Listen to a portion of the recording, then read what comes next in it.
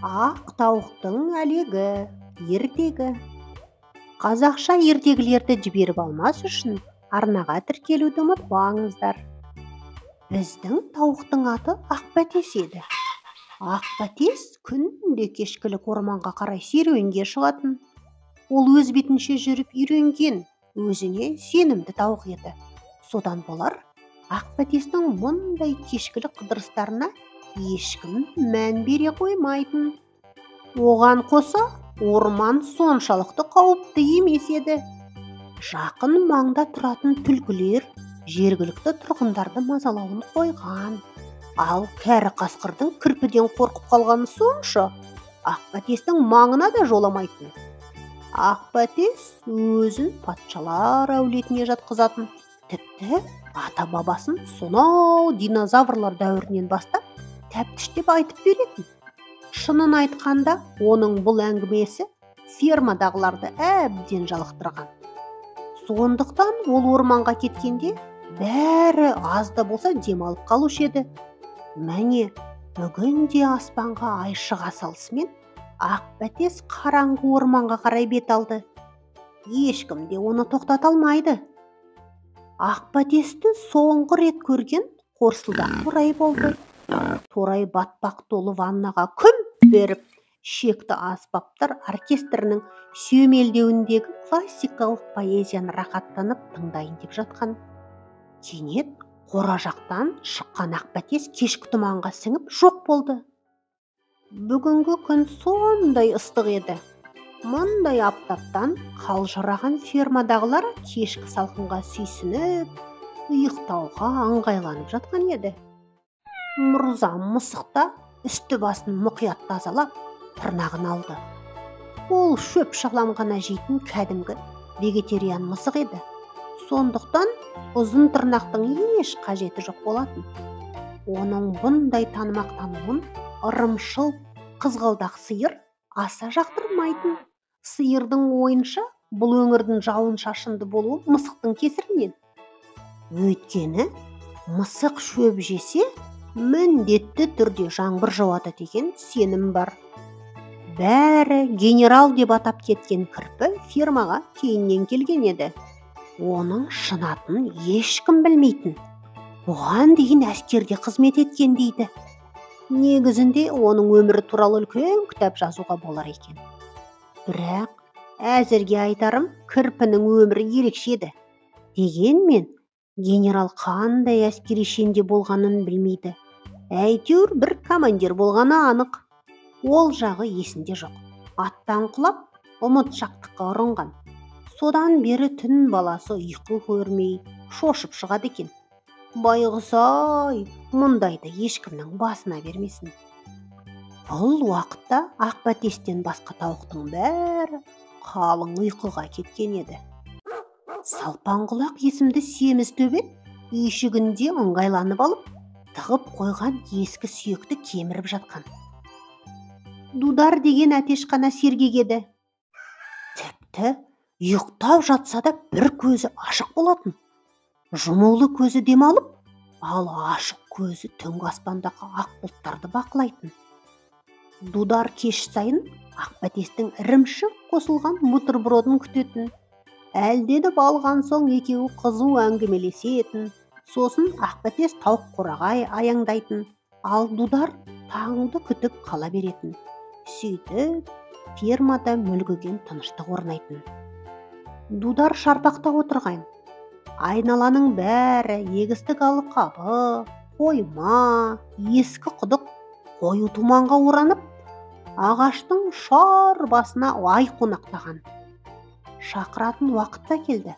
Алайда Ақбәтестің қарасы да көрінбейді. Әбден қарны ашқан әтеш ашулы еді. Ар ойланып, бер ойланып, тауық қораға барып келмесем болмас деп шешті. Келсе, Ақбәтес әлі жоқ.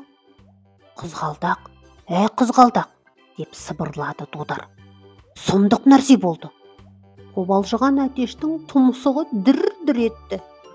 Сиыр өте мейірімді болатын, қолынан келген көмегін аямайтын. Не болып қалды деп ұйқылы ояу мөңіреді қызғалдақ. Ақбәтес жоғалып кетті. Әдетте менің бірінші шақыруыма дейін серуеннен оралатын. Мәссаған, бұрын ондай жоқ еді ғой, деді қызғалдақ әлі ұйқысын аша алмай. Мүмкін қазір келіп қалар. Қайдам, мұндай қою тұманда адасып кетпесе жарар еді. Жүр, оны іздейікші. Даусынан Дудардың қатты уайымдап тұрғаны сезілді. Қызғалдақ ерінсе де орнынан тұрып, сиыр қорағының есігін ашты. Осы ауыр жүрісімен сыртқа шықты. Тұманның қою болғаны сондай, Әтеш оның мүйізінен басқа ештеңе көрмеді. Жылап жіберуге шақ тұрған Дудар сиырдың мүйізіне қонақтап алды да құлағына сыбырлады. Көріп тұрсың ба? Иә, көріп тұрмын, деді сиыр. Не көріп тұрсың?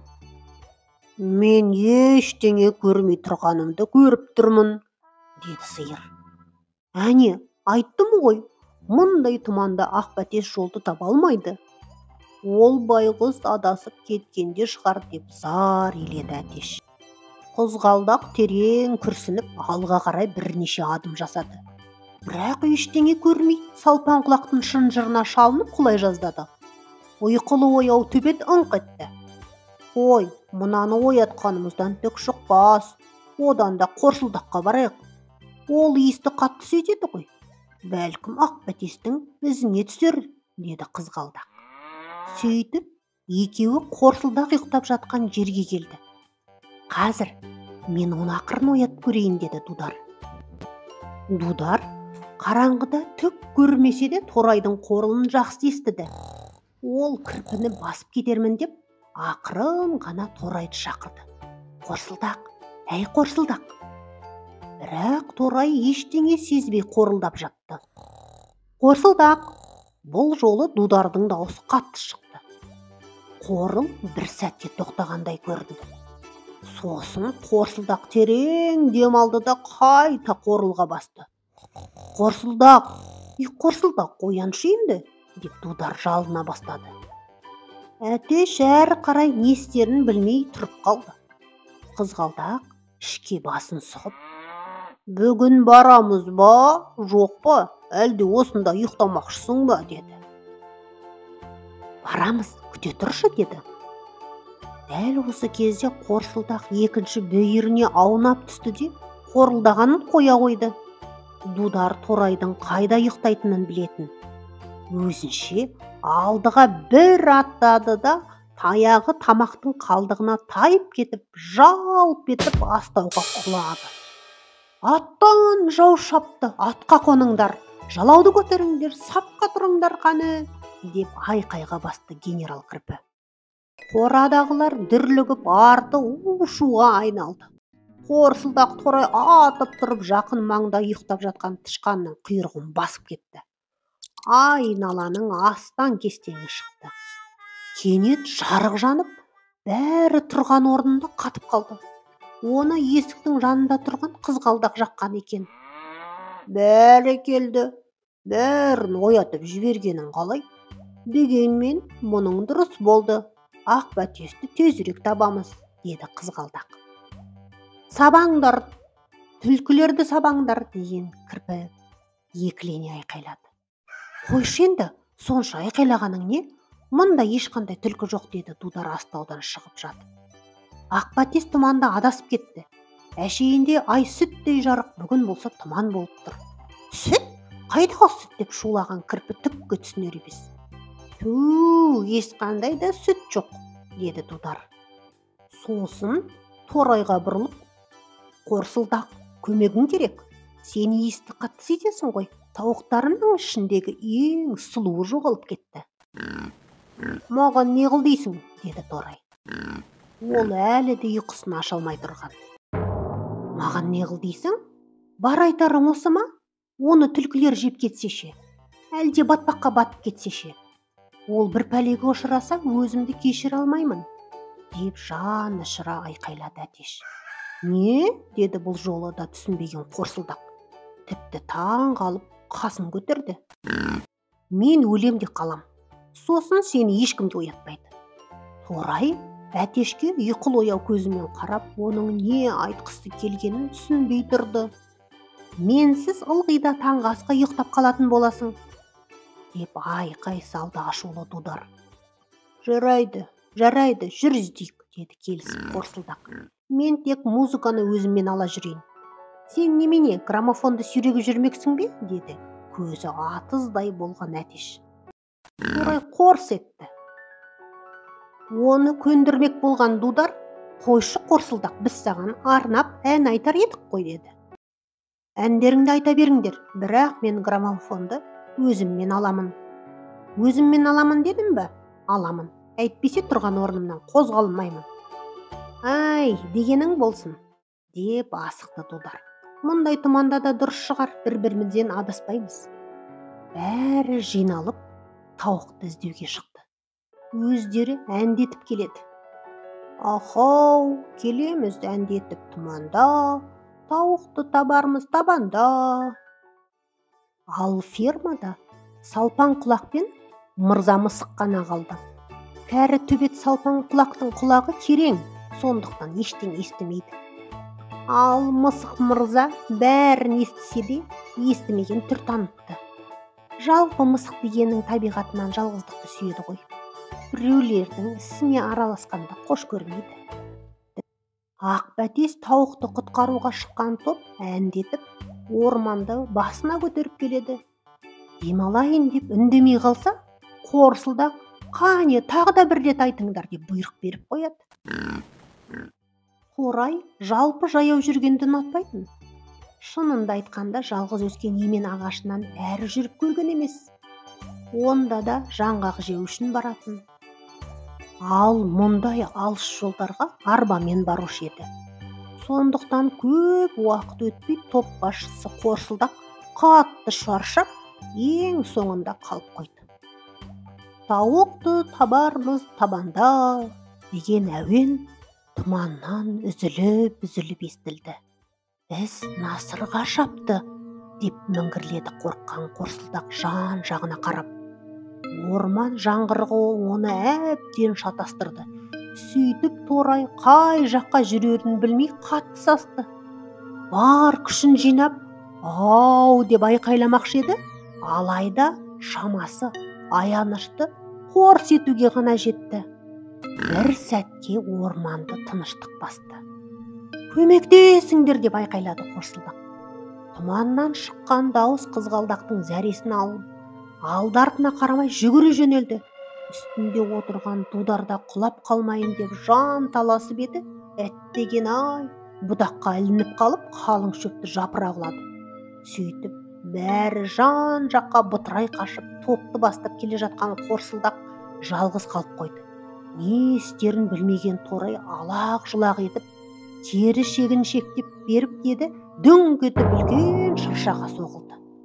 Орманда бір сәтке тыныштық орнады. Қорсылдақ тіпті жүрегінің соққанын естіді. Өзі ғана емес, бүкіл орман естігендей көрінді. Бұл дүрсілді ормандағы бір құбыжық естіп қойса ше, сосын жоқ, ол ары қарай не боларын ойлауға да қорықты. Қорсылдақтың жүрегі бұрынғысынан қаттырақ соға бастады. Өтінемін, ақырынырақ соқшы деп жалынды Торай. Жүрегінің дүрсілі біртіндеп ақырындады, бірақ құлағына басқа бір дыбыс шалынды. Дыбыс арқа тұсынан естілгендей болды. Әй, сен кім болсаң да есігімді жаппай былай тұршы деп біреу ренжіп, Қорсылдақтың қорыққанынан қалш-қалш етеді. Әлгі дауыс тағы да естілді. Барып тұрған масқара, екеуміз мұнда жай бірақат шай ішіп отырғанда біреу орманды басына көтерді. Уақытқа қараса қайтеді, түннің бір уағы болды емес пе? Енді мынаны қараңыз, таза ауа жұтайын десем, есігімді жауып тастапты. Осы сәтте Қорсылдақ ашулы борсықты көрді. Ол інінен шығып, қолын әрі-бері сермеп тұрған. Сен кімсің деп бұрқ етті борсық. Мен шошқамын деп күмілжіді Қорсылдақ. Шошқа десе шошқа екенсің. қонағымның алдында ұят болды ғой. Борсықтың арт жағында көзі бақырайып Ақбәтес тұр. Ей, шошқа, кешірім сұра қонағымнан. Жерге дейін иіліп тұрып сұра, деді борсық. Сөйтті де қалай сұрау керектігін өзі көрсетті. Қорсылдақ үндемей иіліп кешірім сұрады. Бұдан да төменірек, деп бұйырды борсық тағы да көрсетіп. Мұнда не болып жатыр? Біреуді сойып жатқандай дауыс шықты ғой. Ей, Қорсылдақ, сенбісің? Сонша айқайлағаның не? Деп тұманнан қызғалдақ көрінді. Мен тауықты таптым, деді Қорсылдақ борсықтың кеудесін нұқып, қызғалдақтың жанында қорқынышы сейілді. О, Ақбәтес, сені іздемеген жеріміз жоқ қой, деп айқайлап жіберді қызғалдақ. Тауық өз-өзіне риза кейіппен қауырсынын тазалап тұрған. Мені не үшін іздедіңдер, деді Ақбәтес. Орманның бұрыш-бұрышын қалдырмай іздедік. Көз қуанышым менің, Ақбәтес, сен маған керексің. Әр кеш сайын әкелетін ірімшік қосылған бутербродың керек маған, деп дабырлап кетті Дудар. Ал маған Дудар керек. Ақбәтес, сенсіз Дудардың күні қараң.